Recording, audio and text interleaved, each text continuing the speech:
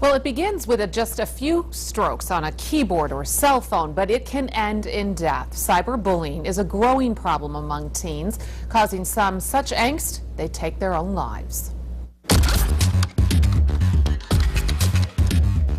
One teen, then a classmate, then two more students, all of Mentor High School in Mentor, Ohio, committed suicide.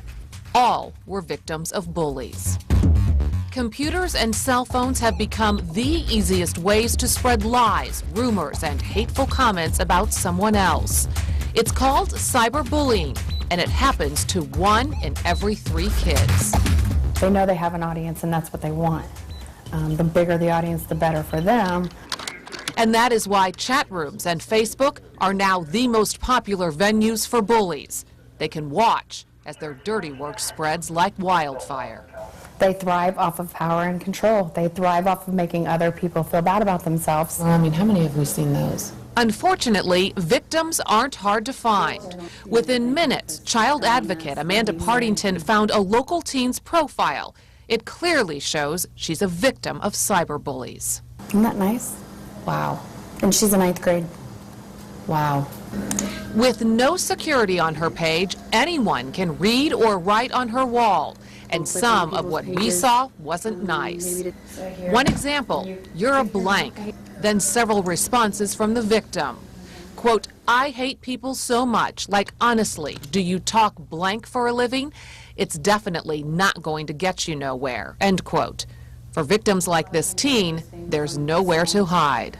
It's not something they can stop. If somebody's picking on you every single day and making you feel bad about yourself, I mean, what do you do? First, tell your child to stay calm, avoid retaliating, block communication with cyberbullies, offer your child support, and don't hesitate to call police if your child is threatened. While it's a start, Amanda says preventative programs in schools are key, and unfortunately, all too often, she gets little or no response when she asks schools in our region to help. It's kind of like it's just not that important to them, and I don't understand why.